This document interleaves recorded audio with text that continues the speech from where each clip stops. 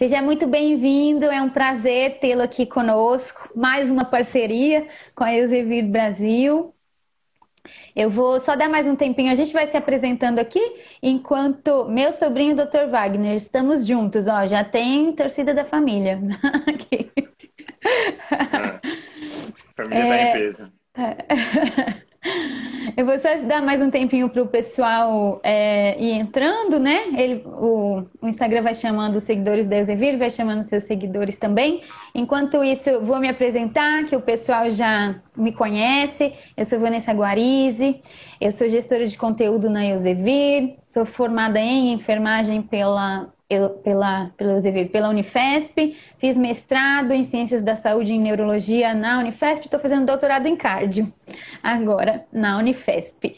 E eu vou falar só um pouquinho da Elsevier para o pessoal lembrar um pouquinho da Elsevier. A Elsevier é uma empresa global com assuntos baseados em evidência e a gente tenta levar informações digitais e por meio de plataformas para os médicos, para os profissionais da saúde no geral. Dr. Wagner, obrigada por estar aqui. Vou pedir para o senhor se apresentar para o pessoal. Imagina, eu que agradeço o convite, Vanessa, e de antemão já parabenizo vocês da Elsevier Brasil por todos esses pílulas de conhecimento que vocês têm promovido, né? A gente sabe que em tempos de pandemia a informação é sim uma boa forma de combater esse vírus que está se alastrando na nossa população. Então, assim, parabéns por toda a produção do conteúdo de vocês. Agradecer também em especial a Marina, que eu acho que que intermediou aí talvez a nossa entrevista. A gente já tive o prazer de fazer alguns trabalhos com a Marina, inclusive na Elsevier. Então, obrigado e parabéns mais uma vez. Então, eu sou o Wagner, né? Eu sou médico formado pela Universidade Federal do Pará. Sou especialista em clínica médica pela Escola Paulista de Medicina, na Universidade Federal de São Paulo. Sou cardiologista pelo Instituto do Coração, ao Hospital das Clínicas, Faculdade de Medicina da USP, o qual tive a honra também de ser preceptor da residência de cardiologia durante um ano e atualmente faço parte do corpo clínico do INCOR como assistente do grupo de miocardiopatias e doenças da aorta, né? A gente também tem alguns outros trabalhos em plataformas digitais, a gente tem um canal chamado Cardio Learning, a gente tem um aplicativo chamado Cardio Trials, a gente faz algumas coisas também na Elsevier, o trabalho que a gente faz com a Marina, então, basicamente isso. Sim, é super bem recomendado. Só para o pessoal saber, né? No nosso link da bio, a gente tem um link onde a gente tem disponível e gratuitamente todos os assuntos envolvidos ao Covid-19. Então, nossas lives começaram por conta do Covid-19. Nós temos lives todas terças e quintas-feiras falando sobre o Covid-19. E lá a gente tem o Order Sets, que são as ordens médicas, e o Dr. Wagner é um dos nossos autores. Então é um prazer tê-lo aqui. E hoje nossa live é sobre o Covid-19 e o coração, né? Porque o que mais a gente tem falado, além da parte respiratória, é que esse vírus adora atingir a parte cardíaca, né? Então hoje a gente vai conversar um pouquinho sobre isso. Vou pedir para as meninas só mandarem o tema para eu fixar aqui, porque o pessoal começa a perguntar. E para a gente poder começar. Vou falar um pouquinho só dos dados epidemiológicos de hoje. A gente pega nossos dados do John Hopkins, porque é atualizado em tempo real, né?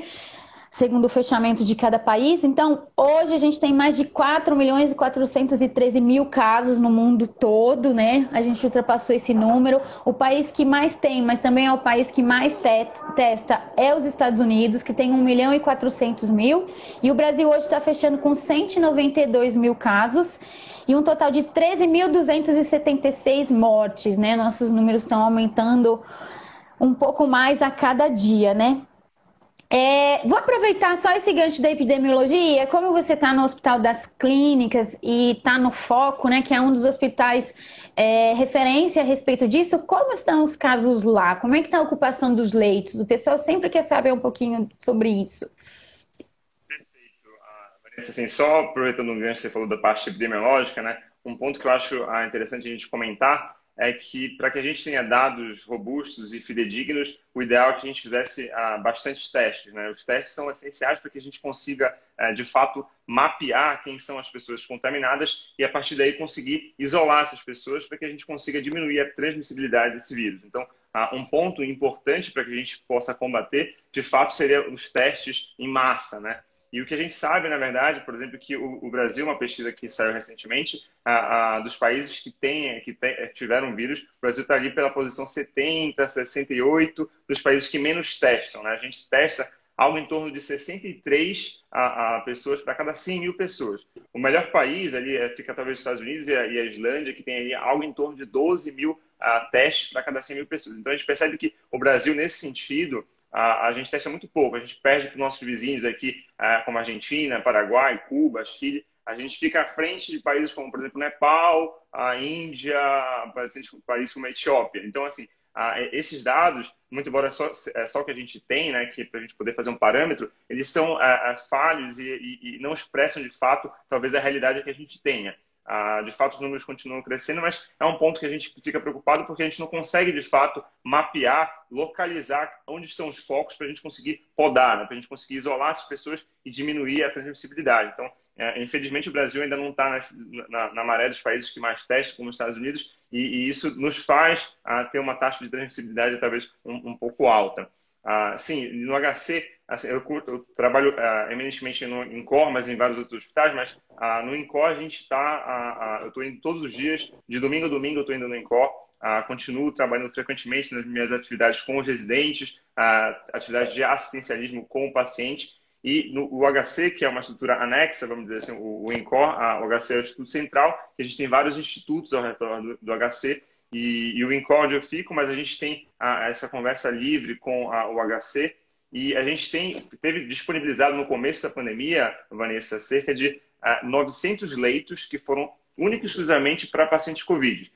Nesses, 700 leitos foram de enfermaria, para a gente ter pacientes que teriam cuidados de enfermaria, e 200 leitos destinados só ao UTI. Então, assim, a gente tem uma comissão de crise no INCOR que rapidamente se organizou para disponibilizar esses leitos, e a gente teve que, infelizmente, a ocupação dos leitos que a gente está tendo, e mais do ponto de vista mais perigoso seria leito de UTI, a gente tem uma ocupação hoje algo em torno de 90%. Então, os leitos de UTI estão ocupados e isso está tendo uma força-tarefa, inclusive, para a gente aumentar ainda mais o número de leitos de UTI para 300 leitos. Eu acho que isso a gente vai conseguir, em breve, aumentar esse número no HC para 300 leitos. Então, de fato, essa questão dos leitos de UTI, para a gente, é um ponto, vamos dizer assim, crucial, né?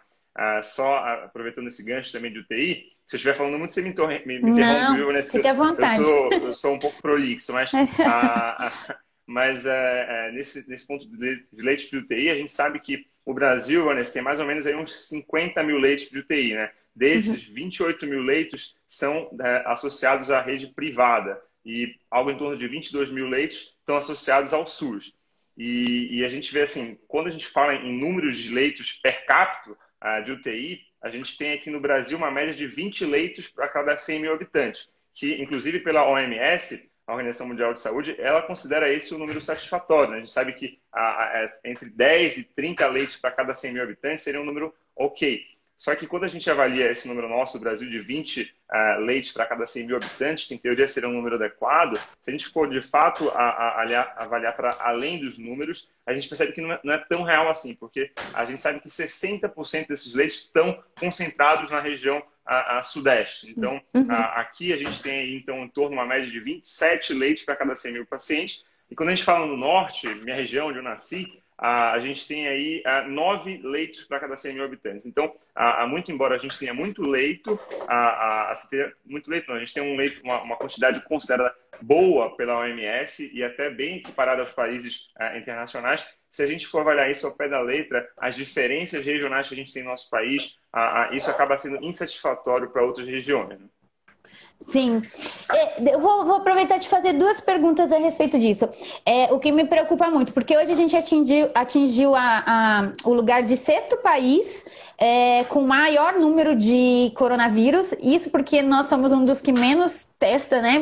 E os países que você cita, Etiópia, Índia, são países mega subdesenvolvidos, né? Então é muito triste, infelizmente, a gente escutar isso. E eu ia te fazer uma pergunta, já que você está nesse meio, quantos dias mais ou menos os pacientes têm ficado na UTI? Porque se eu tenho 90% dos leitos ocupados e amanhã eu vou ter mais casos, a gente vai superlotar. Exato. Essa é a nossa preocupação, assim, eu vou dizer, o ponto mais nevrálgico na condução desses casos, talvez seja isso, viu, Vanessa? Porque a gente acaba que os leitos de UTI são meio que o refúgio para aqueles pacientes que estão em insuficiência respiratória grave, né? A gente sabe, só também de ponto de vista epidemiológico, que dos pacientes que vão ser infectados, que bom, 80% dos pacientes vão ser assintomáticos, ou seja, não vão sentir nada. A gente tem aí 15% desses pacientes que vão ter sintomas leves, tosse, um pouquinho de febre e tudo mais, são sintomas que vão ser conduzidos em casa mesmo. E 5% são pacientes que vão ter um quadro mais grave, um quadro respiratório um pouco mais grave. E esses 5% sim são os pacientes que a gente fica mais preocupado, né? Que é aquele paciente que talvez vai precisar de leito de UTI. E um grande problema que a gente tem é justamente esse que você tocou, esse ponto é crucial, né? Qual o tempo de permanência desses pacientes no UTI? Porque a gente sabe que como a gente está tendo um aumento proporcional desses casos, e o número de leitos estão sendo ocupados. Eu falei dados para você do HC, mas em São Paulo a gente tem um dado de ocupação algo em torno de 70%, 75% dos leitos de UTI ocupados. Então, o nosso grande problema é que esses pacientes, quando internos, eles são entubados, eles ficam algo em torno de 1 a 2 semanas na UTI em ventilação mecânica. Então, é bastante tempo que esse paciente fica. É difícil, é um paciente super complicado de manejar, é um paciente super difícil da gente ter, da gente ventilar, ou seja, os parâmetros ventilatórios são complicados e a gente não consegue deshospitalizar esse paciente rápido. Então, uma preocupação nossa, e por isso toda essa campanha que a gente faz de uso das máscaras, lavagem das mãos, isolamento social para quem é possível, é justamente por esses dados, porque a gente sabe que os nossos leitos de UTI estão sendo cada vez mais ocupados, São Paulo está aí por volta de 70% de ocupação, e a gente sabe que esses pacientes vão continuar internados na UTI, é um paciente que não vai sair rápido, é um paciente que vai ficar muito tempo internado na UTI, e tudo que a gente não quer é entrar naquela escolha de Sofia, né? De você ter pacientes chegando e você ter que optar por pacientes que você vai ter que tratar em detrimento de outros pacientes porque você não tem disponibilidade de ventilador mecânico, de leitos de UTI e aparato médico para tomar conta desse paciente. Então, as campanhas e essa conscientização que, inclusive, a Elsevier tem feito muito bem com essas pequenas spots e explicando, é justamente para esse tipo de coisa, né? Para que a gente consiga não entrar nessa escolha de Sofia de escolher um paciente em detrimento de outro, né? Sim, sim. Então vamos começar nossas perguntas de cardio, né? Vamos aproveitar que você é um cardio e vamos começar, né? Então, minha primeira pergunta era: por que que o vírus acomete os pacientes cardiovasculares e qual que é o grupo de pacientes mais afetados por isso? Perfeito. Vanessa, na verdade, assim, o coronavírus, nesse sentido, ele é bem democrático, viu? Ele não costuma pegar só pacientes cardiológicos, ele costuma, de fato, acometer pacientes de todas as idades, gêneros, de todas as comorbidades cardiológicas, pneumológicas possíveis. O que acontece é que tem um certo grupo populacional de pacientes que são infectados pelo Covid, que eles têm um pior prognóstico. Ou seja, aquele paciente que vai um pouco pior do que o habitual. A gente sabe isso muito bem que pacientes mais idosos vão piores, por exemplo, pacientes que a mortalidade de pacientes acima de 60 anos pode chegar a 10% ou até mais. E aí, quando a gente fala de paciente cardiológico, que é a nossa praia aqui, a gente tem outros dados. São pacientes que têm um prognóstico muito pior quando comparado com pacientes em geral. Isso a gente tem diversos dados, né? A gente tem um estudo publicado no New England Journal of Medicine, que é um periódico super famoso de revista médica, que fez uma avaliação de 10 mil pacientes da Ásia, Europa e Estados Unidos. E nessa corte de 10 mil pacientes, a mortalidade foi algo em torno de 6%. E aí, se a gente for avaliar a mortalidade de cada um dos subgrupos populacionais de maneira específica, a gente percebe que quando a gente compara pacientes que têm doença arterial coronariana, ou seja, aquele paciente já infartou ou que tem uma placa na coronária, a mortalidade desse paciente foi de 10% versus 5% do paciente que não tem doença coronária. Quando a gente fala de paciente que tem o dobro, praticamente. Então, o paciente com coronariopata morre o dobro de vezes comparado ao paciente não coronariopata. Quando a gente fala em paciente com insuficiência cardíaca, também que é quando o coração tem uma falha de bombear o sangue, a mortalidade desse paciente foi 15%, quando comparado a 5% o paciente não tinha insuficiência cardíaca. Então, assim, 2 vezes mais o paciente morre que tem um paciente que tem insuficiência cardíaca. E paciente que tem arritmias, a mortalidade foi de 11% nessa corte, comparada com 6% de quem não tinha arritmia. Então, a gente percebe, na verdade, que não é que o vírus tenha um tropismo maior para o paciente cardiopata.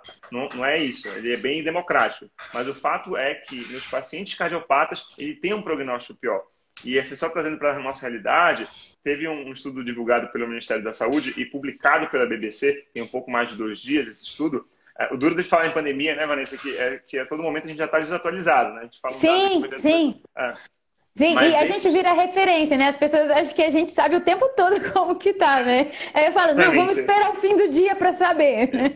Exatamente, mas desse dado, desse estudo publicado na BBC, com quase 2.000, com 2.000 mortes acontecendo aqui no Brasil, a gente viu que dessas 2.000 mortes, 46% dos pacientes tinham doenças cardiológicas. Ou seja, o nosso ponto de vista cardiológico aqui não é que o paciente cardiopata ele é mais acometido pelo vírus. Não, o vírus é democrático, pega todo mundo. Mas o paciente cardiopata tem um pior prognóstico. É um paciente que a gente tem que estar um pouco mais atento, porque ele tem uma evolução um pouco pior, vamos dizer assim, quando comparado com pacientes não cardiopatas. E isso tem acontecido com outras comorbidades. Quanto mais comorbidades, pior. Que é a nossa realidade, sim, né? Com outras patologias, é essa realidade também, né? Perfeito. Quanto maior o número de comorbidades associadas do paciente, maior acaba sendo o prognóstico dele. Daí a gente vê assim que a mortalidade, daquela curva de mortalidade, aumenta muito conforme a idade, né? Porque, na verdade, não é que é o fato da idade por si só. O problema é que quando o paciente vai ficando mais idoso, ele carrega consigo mais comorbidades. Então, o paciente mais idoso é o paciente que é hipertenso, é o paciente que é diabético, é o paciente que já infartou, é o paciente que tem uma AVC, é o paciente que tem uma pneumopatia, DPLC. Então, o paciente mais idoso, ele acaba morrendo mais, não pura e simplesmente pela idade, mas sim porque ele carrega consigo uma série de comorbidades que um paciente mais jovem não teria. Então, é por isso que esse é um perfil de paciente que acaba tendo um pior prognóstico, e é um perfil de paciente que a gente tem que ficar um pouco mais atento, né, Vanessa? Sim. E outra pergunta, então, quais que são os cuidados que a gente deve ter com os cardiopatas? Os principais cuidados? Assim, na verdade, as recomendações, elas acabam sendo meio que universais, né? Como eu falei para vocês, essa questão democrática do vírus, então os cuidados são os cuidados universais. Todo paciente, independente de comorbidade ou não, a gente tem que, sempre que possível, manter o isolamento social, se possível. E se você, por algum motivo, tem que sair de casa, o ideal é que você lance mão aí de recursos como máscara, luvas, manter o distanciamento específico. Então, esses cuidados, álcool em gel, conduzir a mão ao rosto, né? A gente tem estudos que falam que você leva a mão ao rosto de 2 a 3 mil vezes por dia. Então, como o vírus ele pode ele entra em contato com a gente tanto em partículas de água, mas também principalmente levando a mão à boca, ao nariz. Então, esse ponto são cuidados gerais que não só pacientes cardiopatas, como todos os pacientes têm que ter esse cuidado. Então, para a população geral, na verdade. O cuidado maior no cardiopata é depois que ele acaba sendo acometido, que a gente tem um prognóstico muito pior para esse perfil de paciente, né? Na verdade. Sim. E a recomendação é que quando começam a aparecer os sinais e sintomas, a gente fique em casa. E quando que a gente deve ir para o pronto-socorro? Perfeito. Essa é uma pergunta que eu acho também crucial, viu, Vanessa? Porque, e que para mim, ela faz um pouco reflexo de um pouco da nossa saúde mesmo. Quando ir no pronto-socorro? Eu acho que nós, assim, isso eu me incluo nesse balaio, a gente tem uma educação muito pobre quanto à educação em área de saúde. Então, assim, a gente percebe que os pacientes que têm o serviço de livre demanda como pronto-socorros à disposição, a gente usa muito mal desse serviço de livre demanda. E eu digo isso porque, assim, antes da pandemia, a gente está acostumado a ver filas de pronto-socorros completamente cheias, pacientes horas e horas de fila de espera, e muitas das vezes porque o paciente não tem a orientação de ficar em casa por cuidados mínimos. Então, ele está sempre sobrecarregando o pronto-socorro com queixas talvez razoáveis, que deve ter ficado em casa, e você evita que o paciente seja atendido porque você está indo no pronto-socorro com uma queixa, por mais das vezes, vamos dizer assim, entre aspas, boba, né? E esse reflexo da má educação na ida ao pronto-socorro, ele ficou hiperbolizado agora, né? Eu tenho falado que, na minha opinião, o coronavírus, na verdade, ele passa uma lente de aumento e ele amplifica os problemas que já eram existentes. Então, se eu sei que esse é um problema que já existia nosso, prévio à pandemia, que as pessoas frequentam mal os pronto-socorros, vão sem indicação, isso tem acontecido agora em tempos de pandemia. O que a gente percebe é que a gente foi para a linha completamente oposta, né? Aquele paciente que ia muito no pronto-socorro, ia desnecessariamente, agora não vai mais.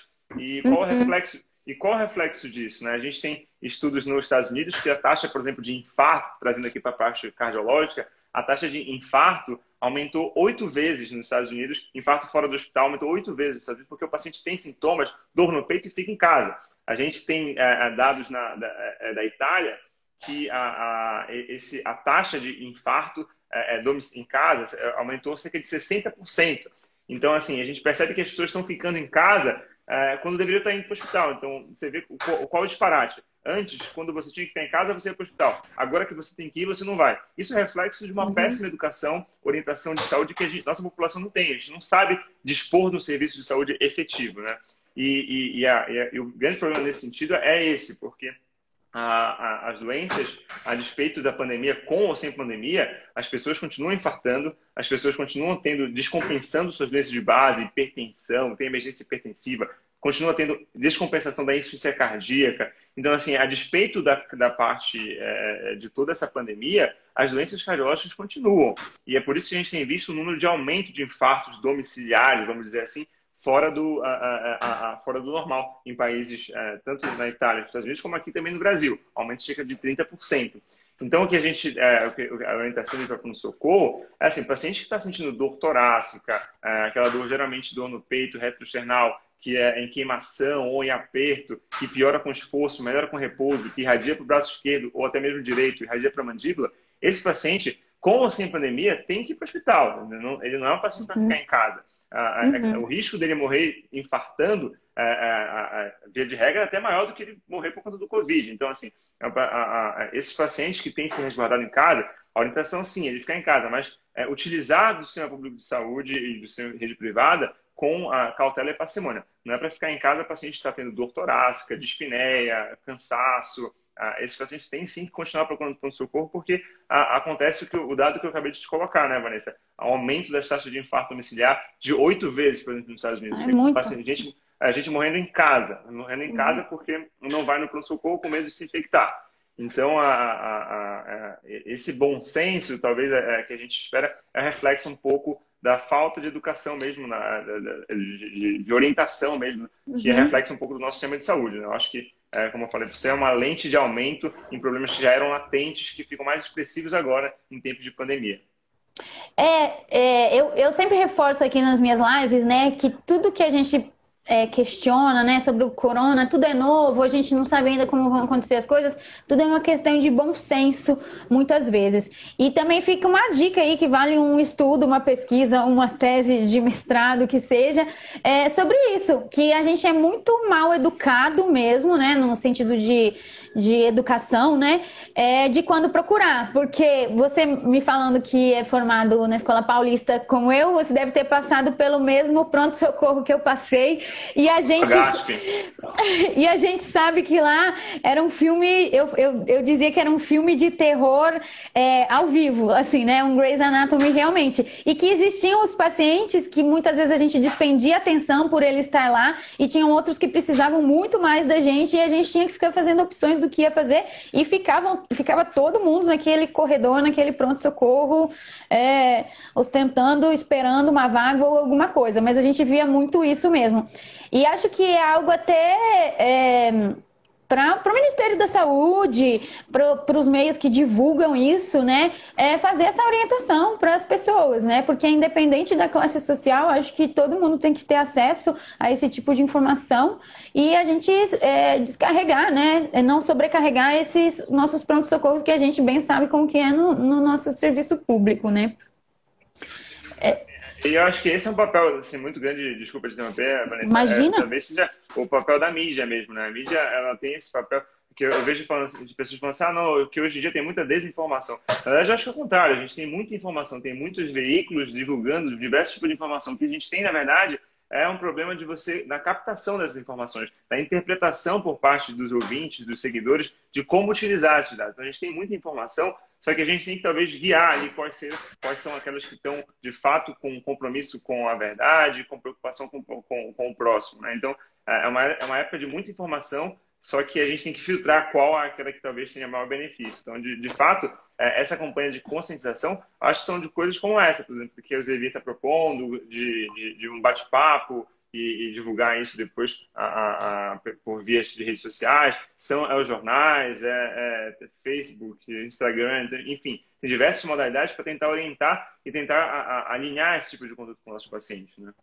Sim, sim. A gente teve uma live que a Laís, minha colega da Elsevier, fez com o Dr. Stefano a respeito das fake news, né? Porque as pessoas vão colocando e o negócio vai dissipando e a gente, como profissional da saúde, deve bloquear, né? Até onde a gente sabe o que é o que não é, para não continuar essas fake news. E na próxima semana a gente vai ter o Thiago Crespo, que é um repórter da Globo e jornalista da Globo, que está trabalhando nessa epidemia, para a gente saber um pouquinho como chegam as informações, para eles falarem que as informações são corretas ou não. Então, até fica uma dica para eles sobre como a gente educar os pacientes para procurar emergência. Eu vou mudar aqui um pouquinho só para você responder uma das perguntas do pessoal aqui, que acho que já chegaram algumas perguntas, só para a gente interagir um pouquinho com ele. Tem uma aqui do Vitor, que ele colocou aqui, ó. Existe alguma recomendação especial em relação aos cuidados com os cardiopatas diante da epidemia de Covid-19? Acho que você já respondeu, mas a gente pode complementar. Na verdade, Vitor, obrigado pela pergunta, Vitor. Assim, qual a preocupação do nosso paciente cardiopata, né? Porque a gente sabe que o vírus ele tem, de fato, uma penetração inicialmente por vias respiratórias e quando a gente chega na parte cardiológica, como eu comentei já no começo da live, é um paciente que tem um pior prognóstico. E tem um pior prognóstico por quê? Porque esse vírus ele tem várias formas de acometer o coração, né? Tem algumas formas que eu vou colocar para você. Uma, por exemplo, seria a agressão direta do vírus no coração. É aquilo que a gente chama de miocardite. Ele vai atingir diretamente o músculo do coração, causando uma miocardite. Esse é um ponto. Uma outra forma de acometimento cardíaco, cardiovascular, é a inflamação. Esse paciente ele passa por uma reação inflamatória citocinética muito grande e intensa e faz com que você tenha os vasos sanguíneos fiquem bobos. Então a pressão começa a cair. Se a pressão cai, começa a perfundir mal todo o resto dos órgãos. Então esse é um outro mecanismo. A gente tem um mecanismo que a gente fala trombogênico, né? É um mecanismo que o vírus ele ativa uma cascata trombótica, ou seja, de formação de trombos, formam coágulos que podem ir parar no cérebro, causando AVC, pode parar numa coronária, causando infarto, pode parar no pulmão, causando um tromboembolismo pulmonar, pode parar numa perna, causando uma doença arterial periférica, enfim. Essa carga trombótica é um outro pilar da fisiopatologia dessa doença. E a gente tem também quadros arritmogênicos, né, que são quadros arritmias que podem, que assim como acontecem em outras miocardites, em outros quadros virais, também pode acontecer aqui por arritmias ventriculares, principalmente, e arritmias supraventriculares. Então, a gente tem uma frente de atuação muito ampla de acometimento cardíaco, que vai desde uma miocardite até um infarto, arritmias e inflamação com trombogênica. Então, assim, não tem uma medida específica de tratamento para esse paciente. A gente tem que sempre avaliar de maneira individualizada qual é aquele paciente que está, talvez, tendo um evento tromboembólico, qual é aquele paciente que aí talvez vale a pena descoagular, qual é aquele paciente que tem inflamação, um quadro muito mais grave, que talvez valha a pena usar o corticóide, qual é aquele paciente que, às vezes, está muito arritmia, que a gente tem que lançar mão de um antiarrítmico. Então, são medidas individualizadas para cada acometimento do espectro gigante que as doenças cardiológicas podem acometer no coronavírus. Sim, sim.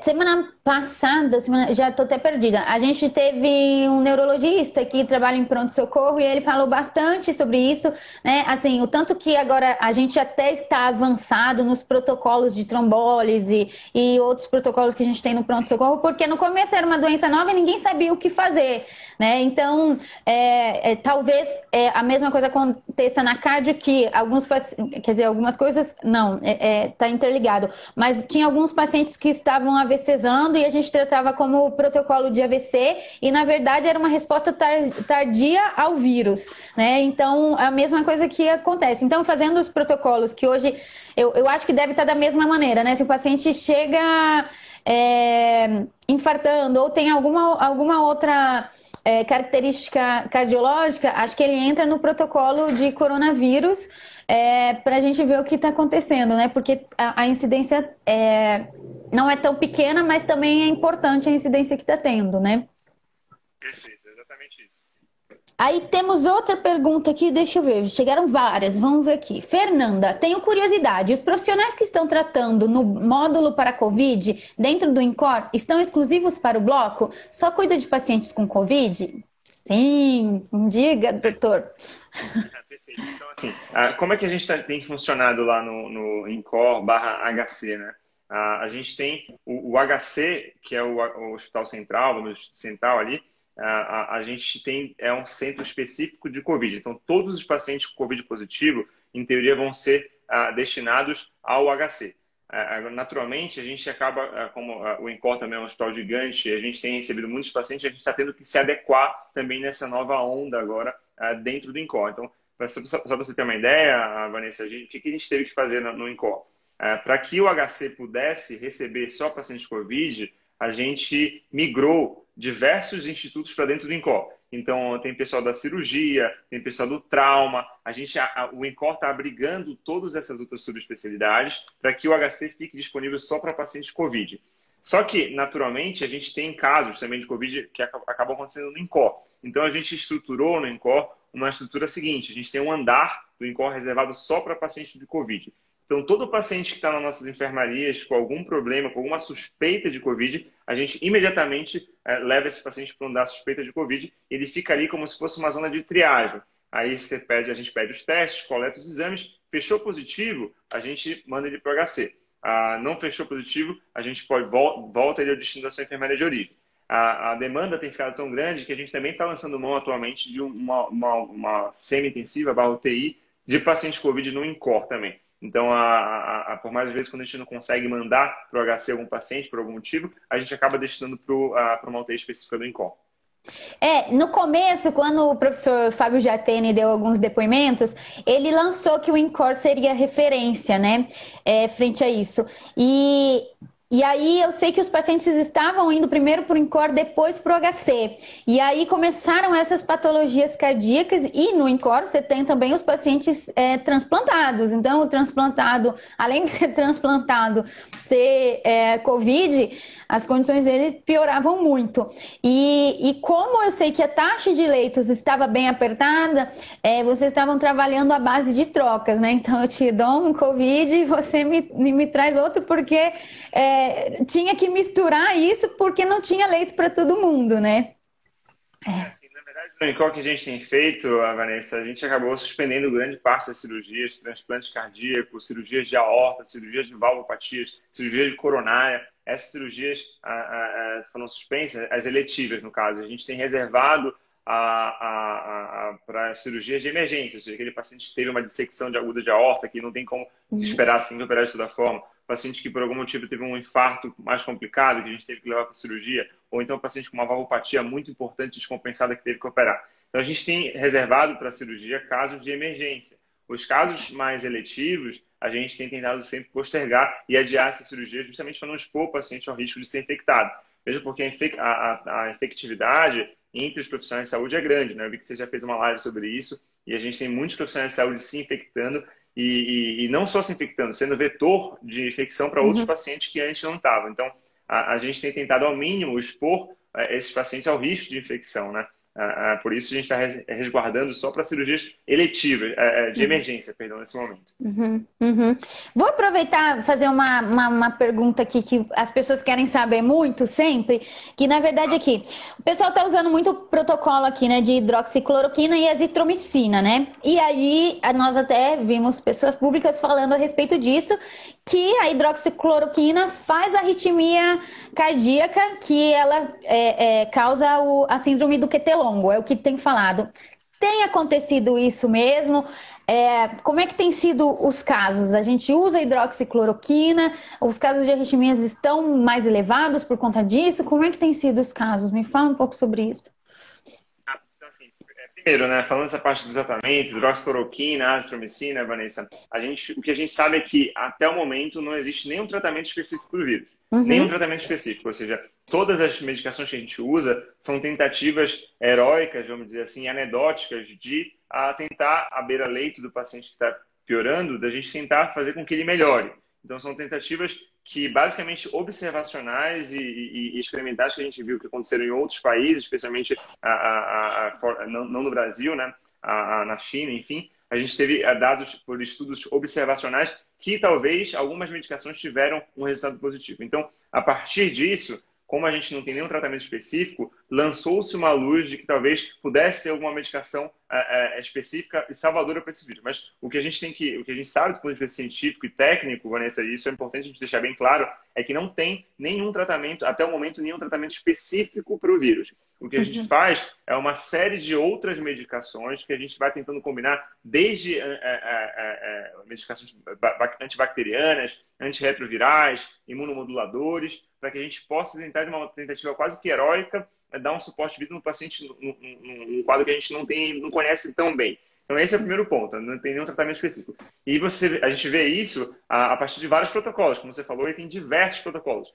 Tem um hospital X tem um protocolo, o hospital Y tem outro protocolo, o hospital Z tem outro protocolo. Então, aquela máxima, né? Quando você tem muitos protocolos para uma coisa, significa que a gente não tem consenso sobre nada, né? Então, então, de fato, esse é o primeiro ponto. Mas, sim, muitos pacientes têm, a gente tem sido lançado mão da hidroxicloroquina e da azitromicina. Eu, como cardiologista, o que eu posso falar desse ponto, né? A gente sabe que essas duas medicações estão associadas, sim, com arritmias, especialmente quanto ao alargamento do QT, né? Que é a parte de repolarização ventricular. Eu aumento esse tempo de repolarização ventricular e deixo meu ventrículo suscetível a arritmias. E aí eu posso ter morte súbita com esses remédios. Então, qual é a orientação que a gente tem que ter, assim, todo paciente tem que ter? Se você for, sob orientação médica, obviamente, começar uma dessas medicações, obrigatoriamente você tem que ter um eletrocardiograma avaliado por um cardiologista que autorize você a usar essas medicações, porque a gente sabe, sim, que essas medicações estão associadas com esse tipo de arritmia. É raro, Vanessa? Mas você não... Eu, por exemplo, não gostaria que nenhum paciente meu entrasse para a estatística da raridade. Então, muito embora seja raro, a gente tem que fazer um eletrocardiograma, avaliar se esse paciente tem um risco maior ou não. A depender do tamanho do QT, eu vou falar assim, esse paciente pode fazer sim, tá ótimo, pode tomar medicação, mas a gente tem que ficar repetindo periodicamente. Mas se for um QT um pouco mais, o tamanho for um pouco mais alto, fala assim, você não pode fazer. Se for para fazer, tem que fazer internado, monitorizado, para a gente ficar avaliando. Então, individualizando para cada paciente. Mas como eu falei para você, é raro, mas eu não gostaria de ter nenhum paciente meu entrando para a estatística da raridade. Então, tem que ter sim um segmento a miúde e bem precoce. Entendi. E tem nessa parte mais científica, assim, pra gente falar um pouco, muitos pacientes usam enalapril e losartana. E tem tido estudos que eles aumentam receptores para o vírus do Covid. Tem acontecido isso mesmo? O que você tem escutado daqui, fora esses estudos? Que os estudos também é muito difícil para a gente, porque o N dos estudos está muito pequeno, né? Então a gente não consegue ter significância, mas são relatos de casos que a gente está tendo, né? Perfeito, Vanessa. Assim, você falou uma coisa que é nítida, assim, em tempos de pandemia, dificilmente a gente vai ter um estudo muito bem desenhado, duplo cego, grupo controle randomizado. É difícil, porque a gente está numa época de pandemia em que seria até talvez antiético não submeter um tratamento a um paciente. Então, de fato, um desenho com padrão metodológico que a gente gosta, a gente não vai ter nessa fase de pandemia. É muito difícil que isso aconteça. Mas sim, a gente tem que ficar atento aos direcionamentos científicos a despeito dessa dinâmica não ser das mais adequadas como a gente esperaria que fosse. Mas esse ponto do enalapril, losartana, isso é muito importante, viu, Vanessa? Porque isso, inclusive, foi uma panaceia, né? Vários pacientes perguntando suspende, não suspende, mantém, não mantém. Isso, inclusive, gerou um statement da Sociedade Americana, gerou um statement da Sociedade Europeia e da Sociedade Brasileira de Cardiologia, especificamente sobre a losartana e enalapril. Então, para a gente tentar explicar de maneira didática para todos que estão aqui, eu sei que a gente também não é médico e não é da área de saúde, o que a gente sabe? Que para o vírus entrar na célula, o vírus entra através de um receptor de ECA, né? Um receptor da enzima conversora de angiotensina. Então, o que é o receptor? Na verdade, é uma porteira. Então, há uma porta que se abre para que o vírus entre.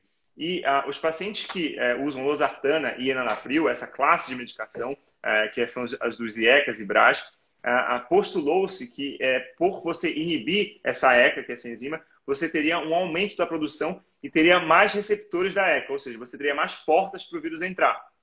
Isso foi em estudos in vitro. De fato, você observou que você tem uma proliferação dessas portas, vamos dizer assim, para que os vírus entrem. Só que quando a gente coloca isso em vivo, a gente percebe que não, você não pode suspender essas medicações. A gente teve décadas de estudo que essas medicações tiveram benefícios em pacientes com pressão alta e especialmente pacientes com insuficiência cardíaca, com redução de mortalidade para esse perfil de paciente. Então, de maneira definitiva, não suspenda a medicação, losartana ou IECA, ou qualquer outra dessas medicações, enalapril, captopril, lisinopril, ou losartana, candesartana, valsartana, todos esses análogos de medicações, não suspendam. Se isso for feito, tem que ser orientado por um médico cardiologista, porque mesmo com os estudos que em vivo mostrando que talvez esse perfil de paciente possa ter um aumento da expressão dessas portas, em vivo isso não se comprovou de verdade. Então, assim, mantenha essas medicações que a gente sabe que tem benefício de longa data em pacientes, especialmente com insuficiência cardíaca. Procure sempre um médico. Tem uma última pergunta que me mandaram e que eu queria tirar dúvida, que é esse aqui. Por que o vírus desequilibra as doenças cardiovasculares que antes estavam compensadas? Então estava tudo bem e aí descompensou tudo. Perfeito, Vanessa. Assim, talvez essa seja o pilar fisiopatológico que justifica por que o nosso paciente cardiológico tem um pior prognóstico, né? Por que o nosso paciente morre mais. É justamente por esse motivo. O que acontece, na verdade, é que no paciente cardiopata, um paciente que, por exemplo, tem um coração que é fraco, ou o paciente que tem uma artéria coronária obstruída, ou tem uma válvula do coração que não funciona, ele já está ali trabalhando num limite fisiológico mais baixo. Então, assim, qualquer coisinha que ele faça além daquele limite, ele pode descompensar.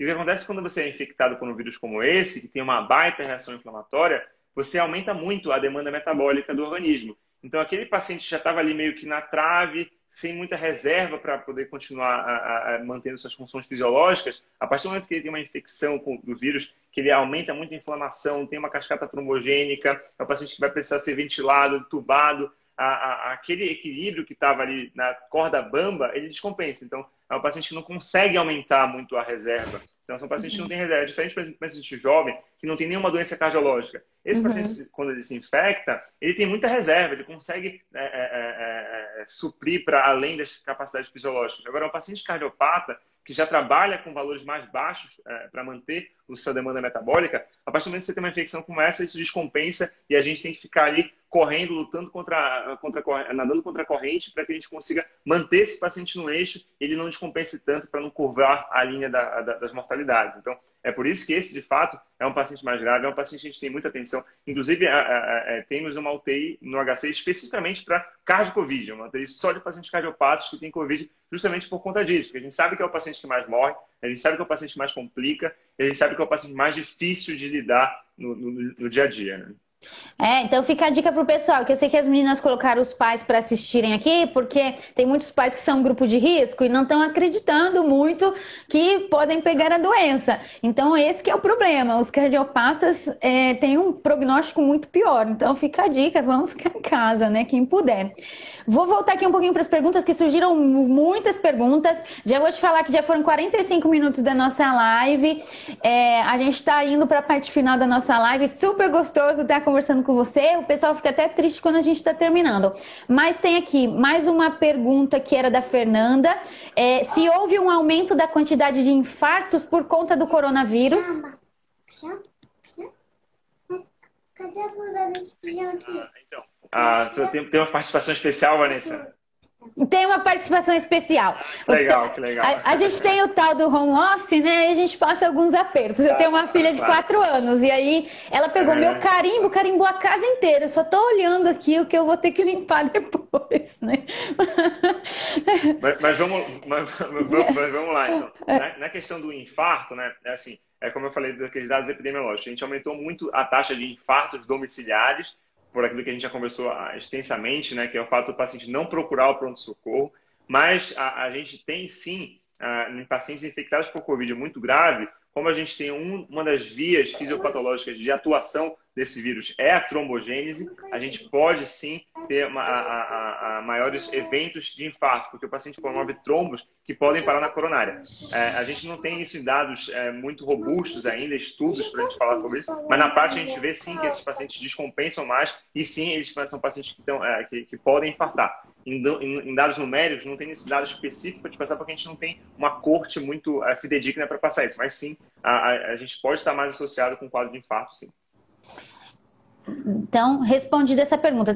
Tem outra pergunta que eu achei bem interessante da Ana Paula, que ela colocou assim, devido à pandemia, as pessoas têm ficado em casa e elas estão mais propensas a terem crises de ansiedade. Como se diferencia um problema cardíaco de sintomas de uma crise ansiosa? Ai. Essa pergunta é de 1 milhão, viu? Essa É... é a pergunta que todos queremos ter. De fato, assim, uma Tá preocupação muito grande acabando. que a gente tem com esse perfil de paciente é justamente isso, né? A gente sabe que a gente sempre pede, fique em casa, mantenha o isolamento social, tente evitar. Só que a gente, por mais às vezes, a gente fala isso imbuído de todo o nosso racional teórico e não está pensando na pessoa que está lá em casa, que está ficando, às vezes, com 2, 3 filhos em casa, que tem que ficar manejando a paciente, a pessoa que fica ali consumindo essas informações a todo momento. A mídia, às vezes, ela dá uma assustada, né, com todos os dados epidemiológicos e acaba que você entra meio que em parafuso ali, né? Agora, como diferenciar? Esse é um detalhe assim, bem rico, né? Primeiro que a gente tem que lançar mão, talvez, de dados epidemiológicos, né? De fato, assim, a gente sabe que a taxa de eventos cardiovasculares como infarto está mais associada em pacientes acima de 60, 65 anos, paciente hipertenso, diabético, tabagista, obeso, sedentário. Então, assim, esse perfil de paciente, quando apresenta sintomas como esse, que você não sabe se diferenciar se é ansiedade ou nervosismo, a gente tem que obrigatoriamente excluir que isso é um quadro cardiológico. Então, não dá para a gente comer bola e achar que tudo é coisa da cabeça. Não. Da outra face, às vezes é um paciente um pouco mais jovem, uma pessoa que já tem uma história de ansiedade, uma pessoa mais jovem de 20 anos que está com palpitação do torácico. Esse talvez seja mais propenso a ser um quadro, né, psicológico do que aquele senhorzinho de 70 anos que é obeso, hipertenso e diabético. Agora, é claro, essa avaliação tem que ser sempre pautada por uma avaliação médica, né? Não dá para não, você da minha cabeça, não, você tem que passar por uma avaliação médica. Hoje em dia a gente tem diversos recursos, entre eles a telemedicina tem ajudado muito nesse campo da gente tentar mediar esses casos. Recebi algumas ligações de paciente meu que eu consegui evitar ali no pronto-socorro justamente nesse bate-papo. Estou sentindo isso aqui. Não, fica tranquilo. Isso é mais para nervosismo, isso é mais para causa de infarto. Então, não tentem os pacientes tomar essas decisões. O ideal é que você procure seu médico, seja por atendimento remoto, seja por como você puder, para fazer essa avaliação um pouco mais minuciosa e direcionar se isso é um quadro mais de ansiedade ou talvez um quadro mais cardiológico, né? E estudar caso a caso, né? Anamnese e exame físico de todo mundo sempre. A Luana fez uma pergunta interessante também, que ela colocou aqui, ó. E já possui alguma evidência nos danos do coração a longo prazo? Sabe de algum estudo?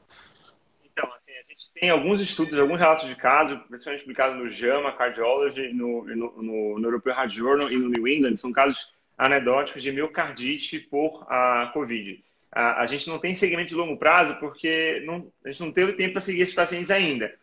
Então, assim, eu sei que esses pacientes têm na fase aguda um acometimento cardíaco importante, por mais às vezes evoluindo com disfunção ventricular, falência da bomba cardíaca, insuficiência cardíaca, necessidade de droga vasoativa, necessidade de balão, é um paciente mais grave.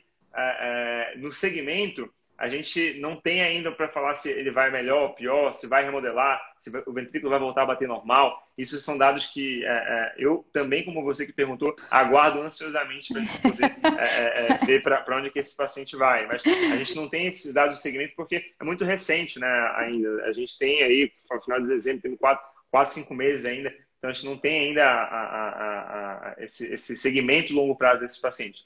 Mas a minha expectativa, se a gente for pensar à luz do que a gente tem em outras doenças viróticas aí que podem acometer o coração, é que esse que a gente percebe em outras miocardites virais, é que a gente, se o coronavírus for seguir uma linha semelhante a dessas outras miocardites, esses são pacientes que costumam sim ter uma taxa de remodelamento reverso, ou seja, o coração volta a bater normal, volta a ter uma contratividade boa com o tempo, mas tem que tomar os remédios que a gente coloca nessa fase aí, né?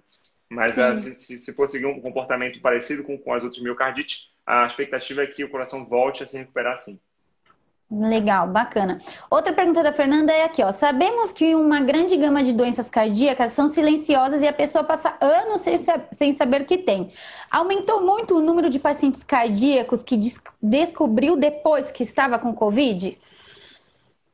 Perfeito. Assim, de fato, a gente tem diversas doenças, vamos dizer assim, silenciosas, né? Tipo aquele paciente que às vezes tem uma isquemia silenciosa, que não sente dor, é um paciente que tem uma valvopatia, que não chega a ser um comprometimento importante para gerar sintoma, ou então o paciente tem arritmias extrasístoles, palpitações que elas passam desapercebidas. Então, de fato, sim, a gente tem um espectro muito grande de doenças assintomáticas na cardiologia. E é por isso que talvez uma avaliação um pouco mais rigorosa com o seu cardiologista, com o médico, com exames de check-up, são essenciais para a gente consiga flagrar isso, não num contexto de uma doença como essa agora. Então, por mais às vezes, sim, a gente, em casos a gente consegue sim evidenciar no paciente que está numa UTI, paciente está na enfermaria, como a gente está fazendo diversos exames, a gente identifica uma ou outra doença cardiológica que ele tinha, mas o ideal é que, por esse acometimento extensivo, aí, vamos dizer assim, de doenças que podem ter uma forma silenciosa, é que a gente faça sempre um acompanhamento periódico, um check-ups periódicos, para que a gente flagre no contexto estável, não deixar para flagrar no contexto de instabilidade. Mas sim, a gente tem sim visto alguns casos que a gente descobre uma ou outra doença cardiológica no contexto dessa pandemia. E tem muita doença cardíaca que ela se manifesta em estados extremos, né? Como é na gravidez, em outras situações. E talvez na presença do vírus comece a se manifestar, né? Eu falo isso porque eu tenho distúrbio vasovagal e eu devo ter tido minha vida inteira e eu só fui descobrir na gravidez, e na verdade depois da gravidez fazendo um tilt teste positivo, né? Mas ela devia estar sempre aqui silenciosa e agora que ela veio a acarretar. E não sarou, continua aqui. Eu já vou lá te mostrar. Vagal, de fato, ela se acentua em algumas situações. Gestação, fila de banco, muito tempo em pé, muito calor. Né? Então, Sim. ela pode ser evidenciada em algumas outras situações mesmo. Eu vou fazer a última pergunta do Vitor, porque a gente já só tem mais 7 minutos e a gente vai finalizar. Foi levantado nos meios de comunicação que os pacientes com doenças crônicas estão deixando de comparecer às suas consultas de rotina devido ao isolamento social. Você vê alguma alternativa para esta solução? Excelente pergunta, Vitor. Essa é uma preocupação muito grande, inclusive nossa no INCOR, né? Que a gente tem muito paciente cardiopata com doenças crônicas, né? No caso, hipertensão, dislipidemia, diabetes, e às vezes a gente fica meio de mãos atadas, porque se fica na seguinte encruzilhada. Bom, eu não quero que o meu paciente venha para cá porque eu não quero que ele tenha o risco de se infectar. Mas o segundo ponto seria, poxa, mas se ele não vier, ele vai parar de se consultar e vai perder as medicações dele. Uhum. Então, e vai descompensar a doença que estava compensada. Então, essa é uma curiosidade difícil. Cada hospital e cada unidade tem feito a sua maneira de avaliar esse caso, isso caso a caso. Né? Como é que a gente tem feito, por exemplo, no INCOR? Isso eu vou te dar a nossa experiência.